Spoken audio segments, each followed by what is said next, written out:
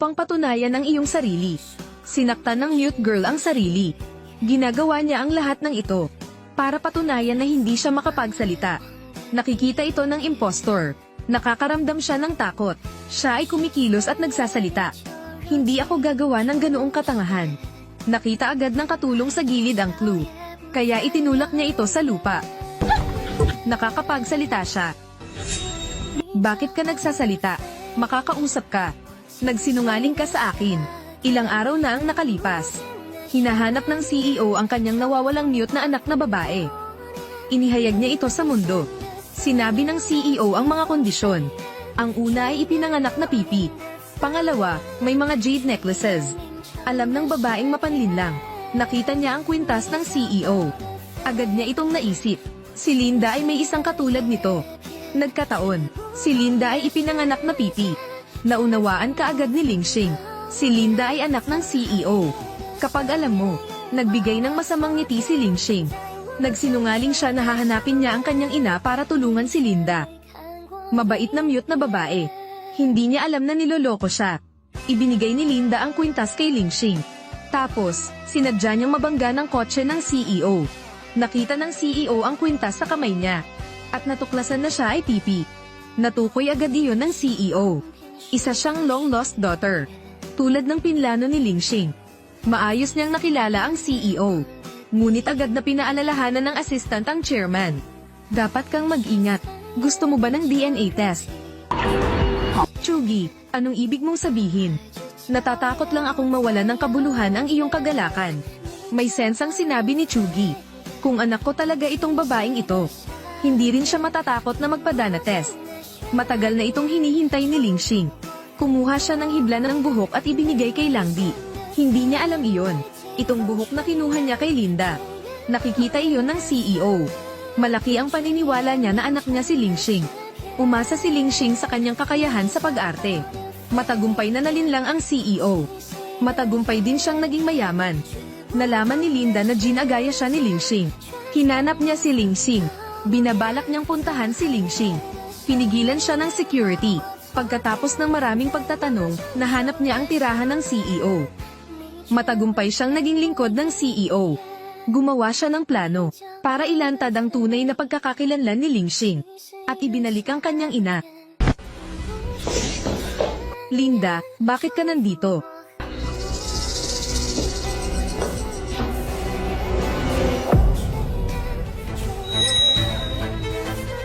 Hindi ko talaga inaasahan. Lumalabas na alam mo na ang CEO ay ang iyong ina. Bakit mo ito ginagawa sa akin? Ninakaw mo ang kwintas ko. Ginaya mo ako. Magnanakaw ka. Simula pagkabata, gusto mo nang nakawin ang mga gamit ko. Binigay ko sa'yo lahat. Pero nanay, hindi kita maibigay. Linda, ninakaw ko ang gamit mo. Ito ay isang magandang bagay. Hindi ka karapat-dapat sa anumang mabuti. Lalo na itong resort garden. At ang mga damit at alahas na ito. Pati na rin ang iyong pagkakakilanlan at ang iyong pinakamayamang ina. Napakawalan Gia mo.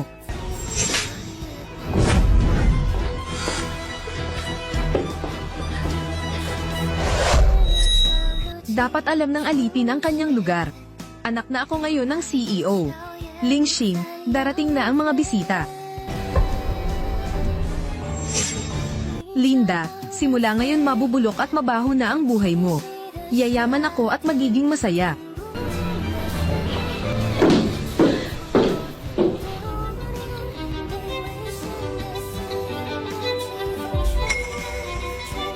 Salamat sa pagpunta. Anong nakakatawa ngayon? Lahat ng mataas na lipunan. Ang lahat ay nagtitipon ngayong gabi. Huwag mag-alala, lahat. Ito ay personal na iaanunsyo ng Pangulo.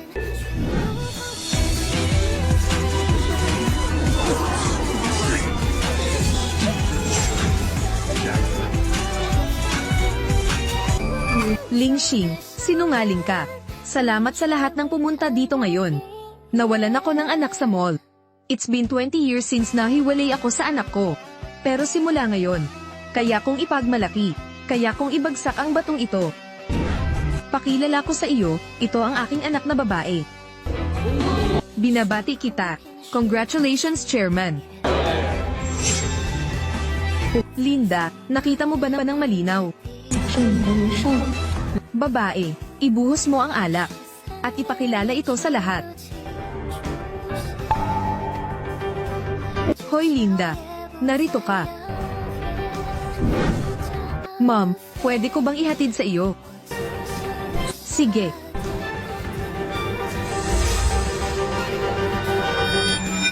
Bakit ka nandito? Linda, nagbago ang isip ko. Nagpasya akong ibalik ito sa iyo. Ano?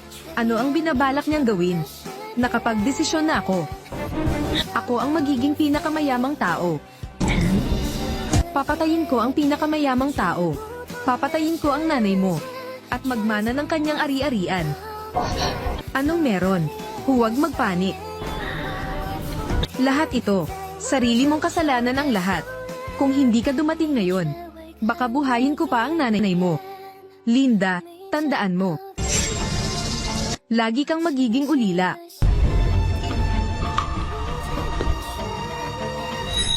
Lahat, sabay-sabay tayong magtaas ng baso. Binabati kita sa tagapangulo sa paghahanap ng kanyang anak na babae. Binabati kita. Salamat. Salamat sa lahat.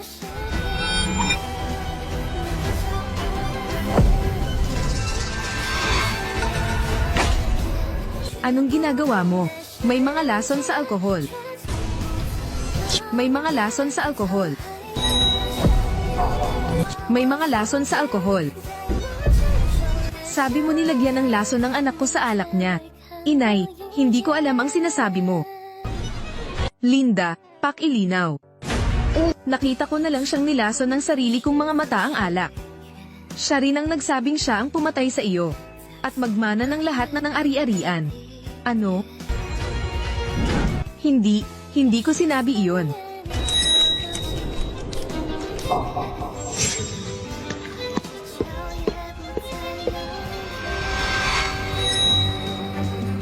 Kung ito ay lason, bakit walang ginagawa ang aso ko? Linda, ikaw ay tulad ng isang idiot. Lumaki ako kasama ka. Naririnig ko ang iyong mga iniisip araw-araw. Gusto kong samantalahin ang pagmamahal mo para sa moldita na ito. Hindi ko rin alam. Pero chairman, maniwala ka sa akin. May nilagay pa talaga siya sa inumin. Nasaan ang ebidensya? Sa shopping mall, ang babaeng ito ay halatang mabait at maalalahanin. Sa oras na ito, paano siya makakagawa ng gayong karumaldumal na gawain ng paninirang puri at pag-ungol? 20 years na ako sa mall. Maling tao ba ang tinitignan ko? Tagapangulo. Ngayong araw, nandito rin ang sikat na Master of Wine. Itong bote ng alak ang binigay niya sa akin. May idinagdag ba sa alak? Malalaman niya kapag sinubukan niya ito. Iiwan ko ito sa iyo.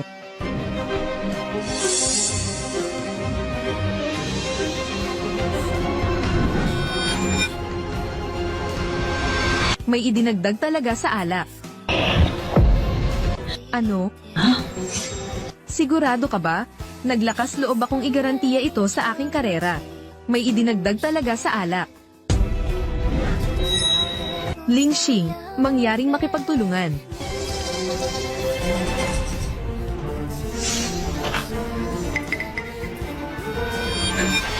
Natagpuan ko ito. Anong nangyari? Nanay, narinig ko lang na sinabi ng assistant ko na hindi ka kumakain ng maayos kanina. Paano kita lasunin? Babae, ito ay isang magandang bagay. Pakisabi sa akin. Hindi kanya naintindihan. Maaari mo ring ipaliwanag sa kanya. Sinabi niya na nilason kita, natakot ako. Takot na takot ako mama, naniniwala ka ba? Huwag mo akong itaboy. Hindi ko na gustong iwan ka ulit. Babae, ito ay isang magandang bagay. Huwag kang magalit. Hindi naintindihan ni mama. Huwag kang mag-alala, hindi ka iiwan ni mama. Sa huli, hindi pagkakaunawaan lang ang araw na ito. Linda, kahit na may nilagay si Ling Xing sa alak, hindi mo rin masasabing lason ito. Hindi ako makasigurado. Hindi ka makakasiguro. Hindi mo dapat ginawa ang nangyari kanina. Sa wakas ay medyo nagalit ang moldita na pilay. Isa pang punto. Noong bata pa ako, Iyon ay dahil ang laso ng daga ay hinahalo sa tubig sa anyo ng asukal at lasing. Inim ko ito, at naging pipi, kaya sobrang nag-alala ako nang makakita ako ng mga katulad na eksena. Paumanhin, masyado akong walang ingat. Bakit kayo ng anak ko, magkaparehas? Mukhang hindi lang ako ang masamang ina. Napakalungkot. Marami pang mahihirap na bata tulad ng aking anak na babae. Kung ganoon, hindi rin kita sinisisi. Linda, isa kang mabait na babae. Paano ang party ngayon? Ito ay upang ipagdiwang ang muling pagsasama kasama si Lingxing. Kalimutan na natin ito. Anong pakiramdam mo? Dam, isaalang-alang ang iyong sarili na maswerte. Okay, magpatuloy tayo. Tama iyan, Presidente. Ikaw at ang iyong anak na babae ay napakamapagbigay. President, napakaganda ng anak mo. Mukhang makakamit mo ang magagandang tagumpay sa hinaharap. Huwag mo siyang purihin hanggang langit. Tagapangulo. Nandito ako. Sa tingin ko ang charity dinner ngayong taon. Tutulungan ka ng yaya ko na ayusin ito. Gusto kong gawin itong isang pandaigdigang kaganapan. Tagapangulo. Salamat sa iyong kagandahang loob. Ang iyong donasyon ay makakatulong sa hindi mabilang na mga tao. Kakaiba, bakit pakiramdam ko parang pamilyar ang babaeng ito? Ang galing talaga ng presidente. Nararapat kang makahanap ng anak na babae. Tagapangulo, can you tell me, paano mo nakilala ang babae? Sa oras na iyon, lahat ng ito ay tadhana. Noong naghiwalay kami ng anak ko, ibinigay ko sa kanya ang kalahati ng pendant. Sinasagisag nito ang proteksyon ng ina. Babae, ilabas mo ito para makita ng lahat.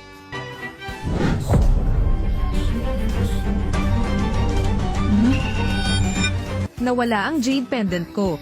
Nawala ang jade pendant. Saan ito bumagsak? Halatang hinawakan ko ito bago magsimula ang party. Ang kanyang jade pendant. Personal kung sinubukang ayusin ito. Tinignan ko. Maliban kung tatanggalin niya ito.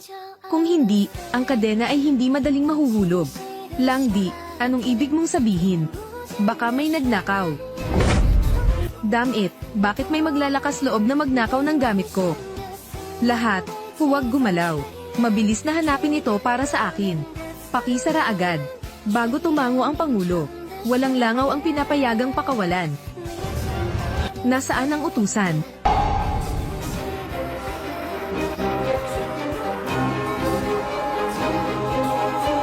Tagapangulo, hinanap namin kung saan-saan. Bakit hindi ito matagpuan? Hindi kaya lumipad ang kwintas? Ngayon lang siya nagpalit ng damit ko. Dapat mong suriin siya. Naglakas loob siyang sisihin ang sarili niya. Linda, hindi siya magnanakaw. Hindi ako nagnakaw. Chairman, please believe me. Kung hindi ka naniniwala sa akin, dapat mo akong subukan. Nanay, pumayag siya. Hanapin ang kanyang katawan. Bakit may jade pendant sa akin?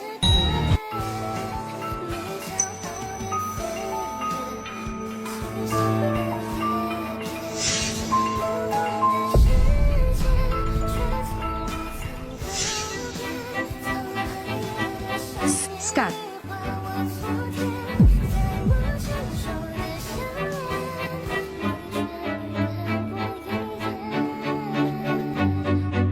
Linda, ang tanga mo.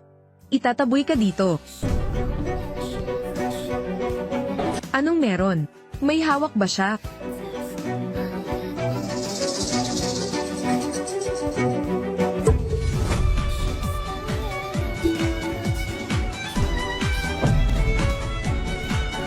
Chairman, hindi ko mahanap. Hindi. Imposible. Sinuri mo na ba ng mabuti? Bakit hindi mo ito nakita sa kanya? Ma'am, sabi niya diba? Bakit ang babaeng ito ay kumilos na katulad ng aking anak? Nagkataon. Anong ginawa mo? Gusto kong suriin ito sa aking sarili. Lingxing, napakayabang mo. Hindi ka ba natatakot na ilantad kita? Pananakot mo sa akin.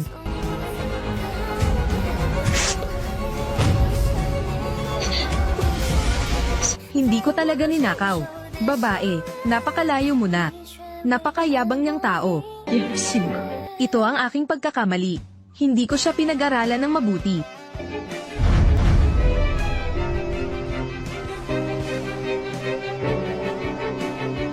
Anak, siya ay isang alipin. Hindi alipin. Humingi ng tawad sa kanya. Pero ninakaw niya yung jade pendant ko. Ang jade pendant na naiwan ng nanay ko ay mas mahalaga pa sa buhay ko. Babae, hindi niya kinuha ang kwintas mo. Hindi rin ako naniniwala na ninakaw niya ito. So nasaan na yung necklace ko? Anak, tutulungan kitang hanapin ito. Mabuting anak din si Linda. Nasaan ang utusan? Mangyaring tulungan si Linda na magpalat ng damit. Tapos na ito.